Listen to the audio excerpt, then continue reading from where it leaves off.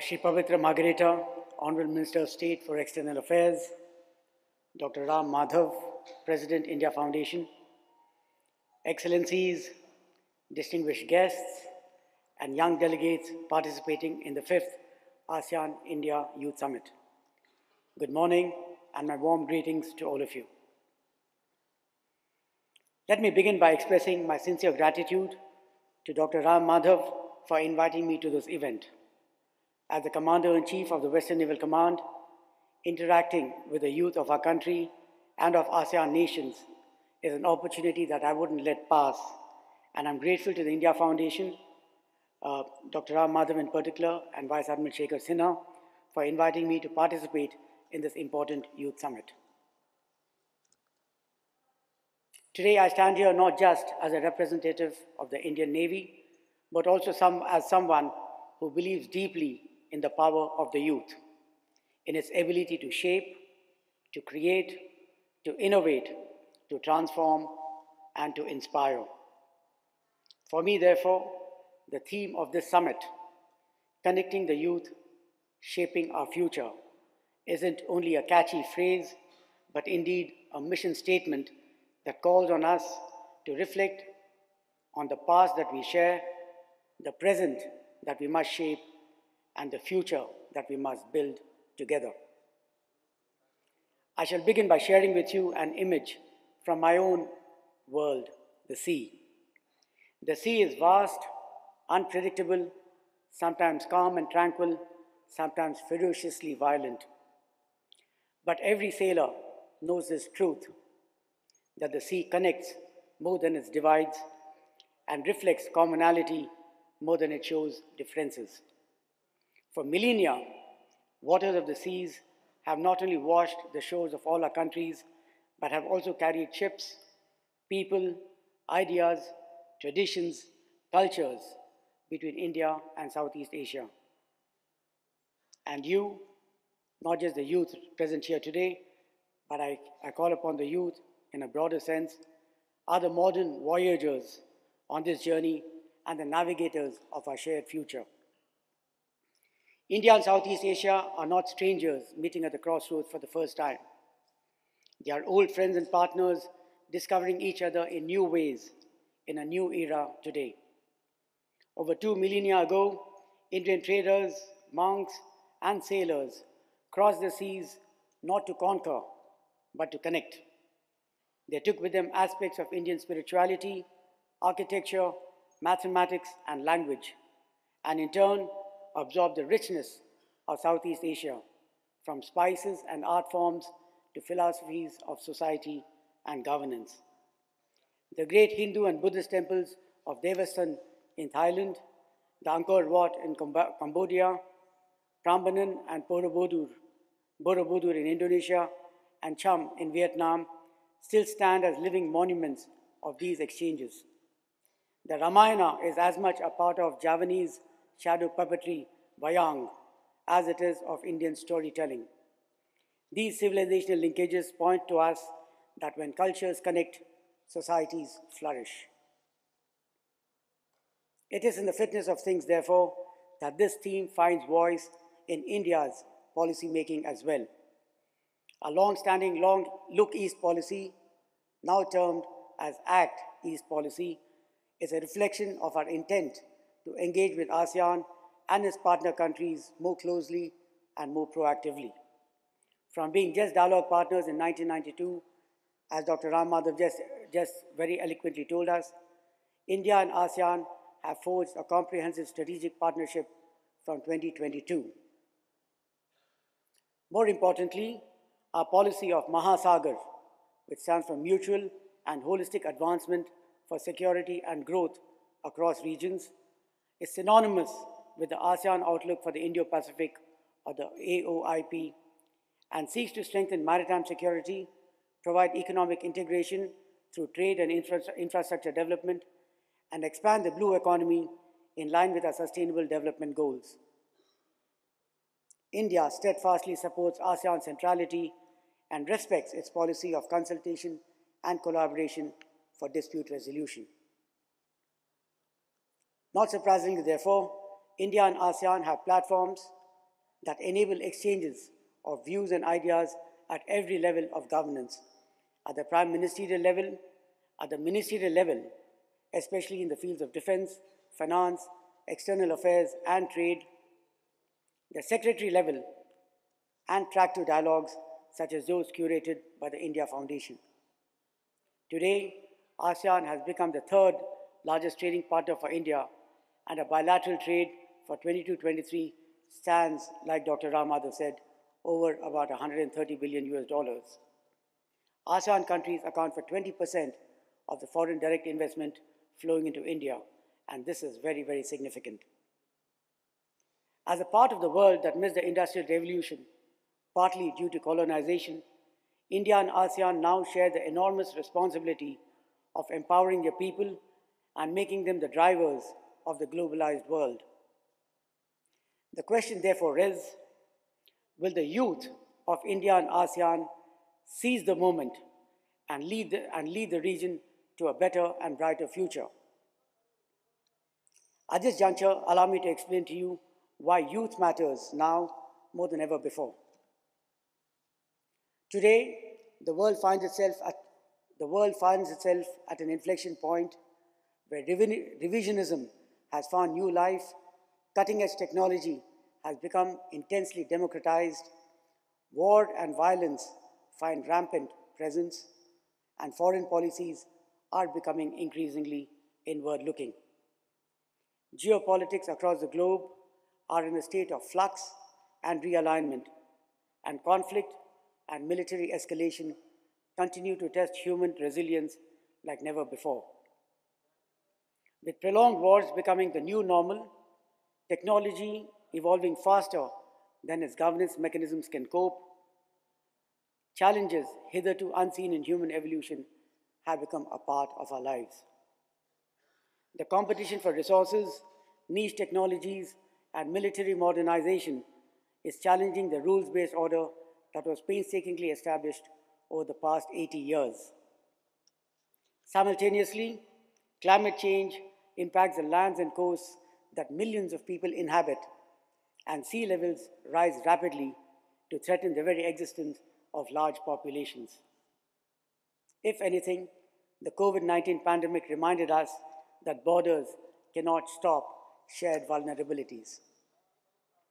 This is the challenging environment we face today. But in every challenge lives an opportunity. And who better to harness that opportunity than the youth of India and ASEAN? Together, India and ASEAN represent nearly 2 billion people, more than half of whom are under the age of 35. That is just not demography. It is a force that can change destiny.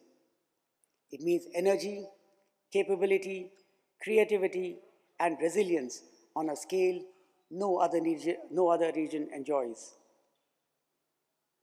Think of the young startup founder in Bengaluru working in fintech who could collaborate with a peer in Singapore to serve both nations. Think of an environmental activist in Manila joining hands with one in Chennai to clean our coasts. Think of students in Hanoi and Hyderabad collaborating on artificial intelligence or marine sciences and creating products that serve the entire region. It is such possibilities that remind us that the future is not something just to wait for. It is to be grabbed and shaped, and can be shaped by you here, now, and today.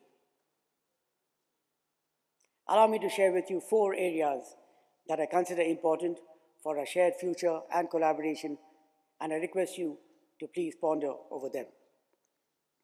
First, innovation and technology. We live in the age of the 4th industrial revolution. Artificial intelligence, robotics, quantum sciences, space exploration, digital finance, and biotech are reshaping lives. India is home to one of the world's fastest growing startup ecosystems. ASEAN nations are also at the cutting edge of digital transformation. Innovation thrives where minds connect across borders.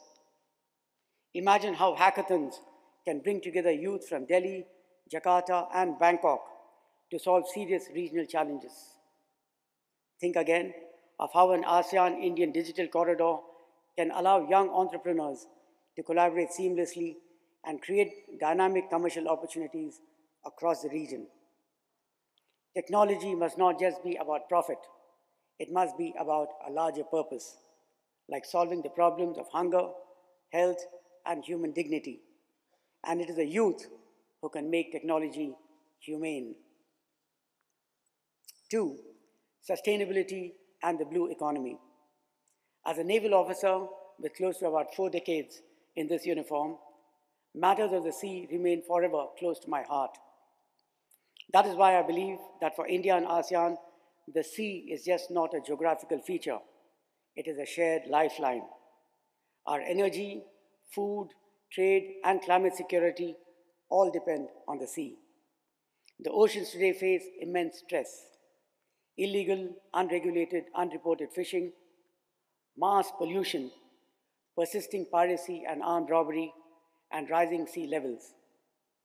The oceans also hold immense promise as a source of renewable energy, sustainable tourism and fishing, and maritime trade. India and ASEAN are already working along multiple lines of effort to strengthen maritime cooperation. But it is you, young scientists, environmentalists, policymakers, and entrepreneurs who will need to take this forward. Through innovations in clean energy, marine robotics, or coastal resilience, you can transform the blue economy into a source of a shared prosperity. Ladies and gentlemen, sustainability and sustainable living are no longer just a matter of choice. They are an urgent responsibility and a solemn obligation for all of mankind. 3. People-to-people bonds. Governments can sign agreements, but people build relationships, and the youth build them best. Exchange programs, scholarships, leadership summits, such as the one you are participating in, cultural festivals, and sports leagues. These are all not just pastime activities. They are the glue that binds us all together to open our hearts and minds to greater possibilities. Friendships you build here across borders can last longer than any policy or treaty can. You are not just youth of your nations, you are the ambassadors of an Indian ASEAN community. The Indian Technical and Economic Cooperation Program, or the ITEC, is an initiative of the Government of India that enables fully funded short-term civilian and defense training courses in India for professionals and officials from ASEAN countries. The program covers airfares, living costs, and course fees. While the ITEC focuses on capacity building, scholarships available from the Indian Council for Cultural Relations, or the ICCR, offer ASEAN students opportunities for undergraduate, postgraduate, and doctoral studies in India. I sincerely urge all of you to avail these opportunities and carry back this message to your colleagues back home so that they could also come and avail them. Such a step would surely promote greater integration between our nations and our youth. And fourth, and most importantly, leadership. My life in the Navy has led me to the firm belief that leadership is central to everything that we do. Leadership is not only about age, rank, or wearing a uniform. It is about assuming responsibility and taking ownership. It is about not asking, what do I gain from this, but instead, how can I serve better? Leadership demands sacrifice and selflessness, and it means standing up for what is right, no matter how difficult or whether or not it makes you popular. It will mean bringing people together where division seems easier. It will mean thinking not just of the next 5 years, but perhaps of the next 50. As youth of India and ASEAN, you carry the burden of leadership and of the responsibility of taking your nations forward, no matter what the odds are, no matter the challenges, no matter what circumstances you face. I firmly believe that in the next decade or two, exactly as Dr. Ram Madhav said, we will see many of you rise to prominent leadership positions in your country in multiple spheres. It is for you to accept the responsibility that comes with such positions, with humility and with determination, and shape the trajectory of your nations through smart, effective, and selfless leadership. Serve your nations and your fellow citizens well. And as an extension of that, take the India-ASEAN relations to greater heights in ways that matter most to our peoples. Ladies and gentlemen, and my dear young friends, India and ASEAN are bound by history, geography, and by destiny. But most importantly, we are bound by you, our youth. Let us connect not only through trade and technology, but also through trust and togetherness, and shape a future that honors our heritage, embraces innovation, protects our planet, and empowers our people.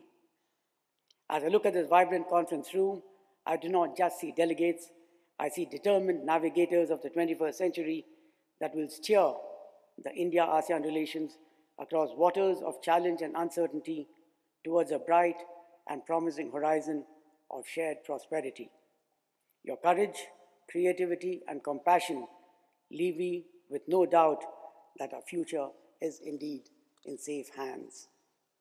I once again thank the India Foundation for providing me this opportunity to share my thoughts with you and wish this Youth Summit every success. I hope it meets all its objectives it has set for itself and generates significant outcomes that impact all our lives positively. Thank you very much. Jai Hind.